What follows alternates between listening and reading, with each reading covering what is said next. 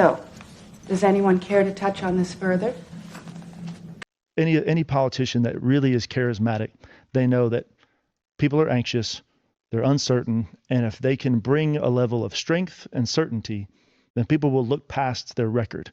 So if let's say if I'm a politician and my actual record is pretty bad, then I'm going to focus on saying things with enough certainty that people just forget about the record because they want to feel safe. So like, My name is Jerry.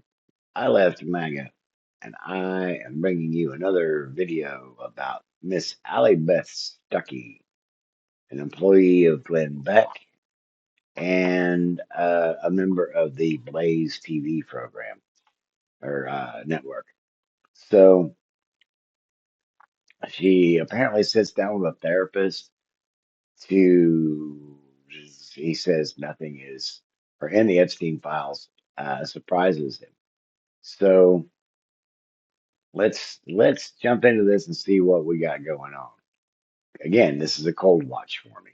Been paying attention to everything that's been going on with the Epstein files. I think at one point it just seemed too crazy to be real. yeah, Like, how is it possible that some of the most powerful people in the United States, some people that we've looked to as moral exemplars, some of the most powerful people in the world, are apparently part of a pedophile trafficking ring? You have a different perspective on this, though, than just someone who's been reading the news. Has there been anything in the reporting of the story that has surprised you? no. The stuff that I was hearing long ago that everybody dismissed or most people dismissed as conspiracy theories, I said, no, that's probably real. Like I didn't have firsthand access to whatever was going on that island, but I've seen the depravity enough to know, yeah, that can happen to any of us if you really let that go that far. So nothing surprised me in terms of what happened. It's still infuriating because the elite of the world, it's almost this blackmail that you have to willingly put yourself into to make them trust you and then be part of the power club. Like, Yeah. And it works that way in Scientology. It works that way in a lot of places. So I'm wondering where he's going with this because he's alt right or he's on the right, and Tim Ballard ended up getting exposed as a fraud. So let's go ahead and run on with it or get on into this. okay, now that you stamped your ticket into this little island and this way of life, now we can trust you because they all have blackmail on each other. Yeah. And it's not even it's not even a political thing. It's just if you want power, this is the avenue to it. Yeah, I think most of us just don't even understand what it's like to be in that echelon of power. And I've watched all these documentaries on Jeffrey Epstein, listened to The Deep Dive Project just did a video about talking about Opus Dei, um, creating kids, I guess you could say, as offerings and currency for the Bilderberger group. Um, yeah, I'll throw that link in here. all kinds of interviews about people who've been reporting on him for a very long time. And it's hard for me to understand the hold that he had on so many people. Yeah. And reading the emails back and forth, I mean, typo written emails inviting people to his island. It's hard for me to understand why he was so appealing to so many people, especially to men. And so obviously neither of us speaking from a personal perspective, but from your therapist perspective, when you're looking at those power dynamics and just his personality, like what do you see? I see human nature is I'm wanting to be satisfied at all times. And so if I can get rich enough, then I think that'll satisfy me. And then if you look at pretty much every rich person in the world, that didn't do it for him. Solomon. Exactly. Yeah. Solomon. Yeah. And even Mm. All right. Well, this Allie Beth video is easier to get through than the last one. I was going to try to take on the video where she was going to try to tell her fellow Christians how to react. Yeah, react to the mockery of Erica Kirk. So far, this guy is tracking pretty close to what's real. But then they throw Solomon in there, and I'm like, uh-oh, we're starting down the conspiracy theory trail here, aren't we? Even at the end of Or so it might seem, or it might feel that way. It feels that way to me right now. And having come from this community, I can, you know, let's just see what happens. percent of the world, that didn't do it for him. Solomon. Exactly, Yeah. Solomon, yeah. And even at the end of his life, it was ultimately sex that undid him because he couldn't find the satisfaction. But yeah, once the money doesn't satisfy and you realize that, then you think, well, maybe power is going to satisfy. So I'm going to chase that. And all these guys at that island, they had plenty of power and that didn't do it. And so Oh, you mean like Peter Thiel and all of his money? Elon Musk and all of his money? All right, moving on. then it becomes, well, how can I essentially like live forever, eternal life? And so I think that's where some of that twisted, like eating of the baby stuff probably came into. And Epstein himself, he was just the puppet Okay, he's dipping into blood libel there. He's starting to skirt the conspiracy theories. or the pawn. Like he just had that magnetic charisma about him. And he was the guy at the door, like the bouncer that could let you into this world that you thought was going to satisfy. So I don't think it was so much him and his magical ways. I think he was just the guy for the job at that particular point. Let's talk a little bit more about the psychology of these public figures. Okay, yeah, guy for the job at that particular point. Um, Good grief, I'm trying to remember the guy's name now. The Epstein before Epstein. It's in the Who is Robert Maxwell or Who are the Maxwells playlist that I have. All right, let's get back to this. Or their persona that is so attractive to people.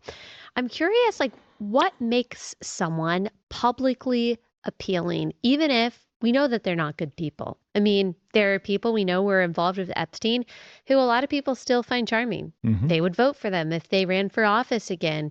And even outside of the whole Epstein circle of influence, there are politicians that we know have done terrible jobs and terrible things. Hmm. And yet there's something about them that people still find persuasive. So, what is it that makes public people appealing to us?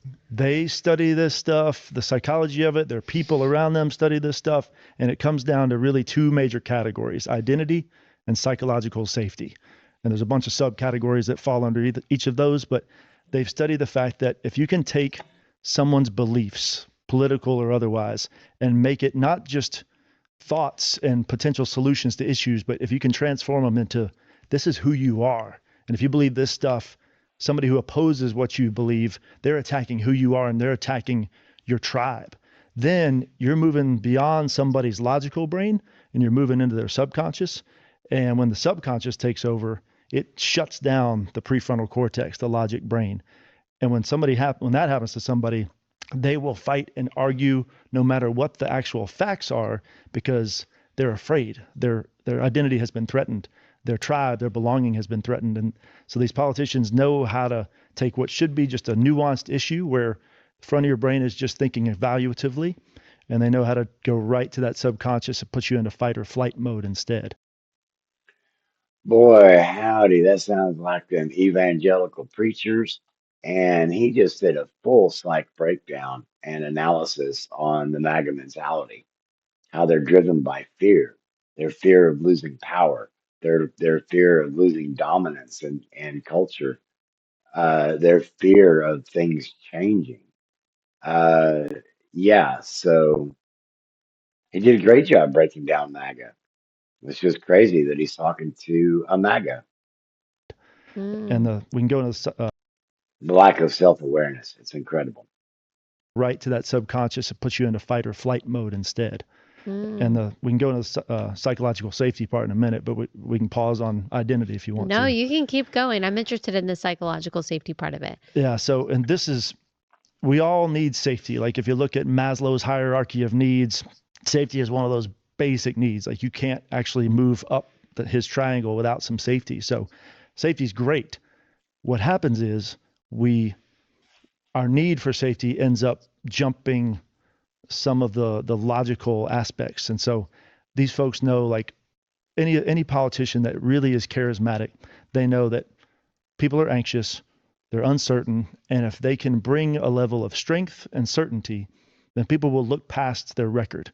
So if, let's say, if I'm a politician and my actual record is pretty bad, then I'm going to focus on saying things with enough certainty that people just forget about the record because they want to feel safe. So like research into leadership shows that if you say something with certainty, people perceive your competence as a whole lot higher than it actually is. And if they think Oh, holy cow. So yeah, that sounds like you was just talking about Trump. that you're competent, it doesn't matter what you've done in the past because they think, well, that guy's competent. He can get the job done in the future. Again, just that safety aspect. So Yeah. whether it's me portraying strength and certainty or me portraying such a smile and a warmth and a friendliness that you just feel like, oh yeah, that guy's trustworthy. Yeah. I won't worry about the past stuff. I like him. Yeah. Yeah, that's how they treat Trump, right? That's interesting. If you assume that everyone needs a basic level of safety, then you could wonder, okay, but why does this group love this politician so much and this group love another politician? Yep. And I think about two totally different people, Barack Obama and Donald Trump. I could see how someone would listen to Barack Obama and feel safe because he's warm. You don't think that he is going to be aggressive in any way. He seems trustworthy. Right. I could also see why someone would listen to Donald Trump and feel safe because I watched a 2016 primary debate the other day. And while all the other politicians are talking about how America is great and they're just going to keep on making it better, he comes in and lists all of the things that are making someone feel unsafe. Our borders are wide open. We still have ISIS that we're worried about. And then he gives him a solution. Again, how many times does Trump have to wipe out ISIS before ISIS is gone? How many times does he have to beat Iran before he's won the war that he never should have started? And we're going to solve that. We're going to win. America's not only going to be great, but we're going to be secure. We're going to be safe. And so two different personalities, but now that you're talking to them, like they're actually giving different kinds of people the same thing. And that is safety and Yes. security. So interesting. Yeah. Well, providing your people with safety and security doesn't include sending masked armored agents with firearms into people's dwellings to drag them out of their beds in the middle of the night, to throw them into vans and ship them off to cages in some other part of the country, to send them to some other part of the world that they've never even been to. That's oh, good grief. And it really doesn't matter the party. Like all these politicians, I believe, they're just actors within the same play. They're just essentially the puppets that are arguing it out and that's what they want the general population to do is argue it out with each other and think that we're the enemies at the other side of the enemies. And these politicians are just a distraction for something bigger going on. So yes, with Okay. Okay, I'll give them some credence on that. But I'm also watching the primaries and I'm seeing like Mitch McConnell. Didn't he get pushed out of the primaries by Graham Plattner? And there's some Republicans that they're looking to lose their seats because their Democrat opponents are gaining ground on them quick. whether it's the Trump angle or the Obama angle or whichever politician you're looking at, they're playing the same game and they're using that same psychological safety because they know they can get us to bypass the logic if we'll just cling to that need for certainty and for safety. So, But just to play devil's advocate, there Let's see, I think it's been attributed to Ben Franklin. Please correct me if I'm wrong. But there's a quote from one of the founding fathers. Any people who would give up safety for security deserve neither. Um, Moving on. there are real things that make us unsafe. yes, And it's not always wrong or an intentional psychological play for a politician to say, this real thing here is a problem. Right. It's killing people, and we're going to solve that. It can be a manipulation tactic, but it can also be a legitimate pointing out of a real problem, right? Oh yeah, absolutely. It's all a matter of the heart and what your ultimate motive is. So if somebody's in it for their own power and ascent to fame and fortune, then they'll use it manipulatively. But Right. if they're using to serve and actually serve a purpose greater than themselves, then yeah, point out the problems, point out the threats, and look for salvation. And that's ultimately the story of life itself, is the good versus evil. And we know we need a savior. And that, from a biblical standpoint, and even Hollywood picks up on it, just Totally. we know we need solutions. Yeah, okay. Crazy stuff there. And that, from a biblical standpoint, and even Hollywood picks up on it, just Totally. we know we need solutions. Yeah, definitely. It's really important to us that you Yeah, we need solutions, but we don't need people who are going to be tearing up the Constitution and caging people without due process and kicking them out of the country without due process. Um, we can't have a leadership that's going to be calling out for violence against its citizenry. Um, yeah, January 6th, hang Mike Pence. I was still deep MAGA, but man, I tell you what, that hang Mike Pence thing really shocked me. I probably should have been out at that point, but I just hadn't been hit right, just right yet. Anyway,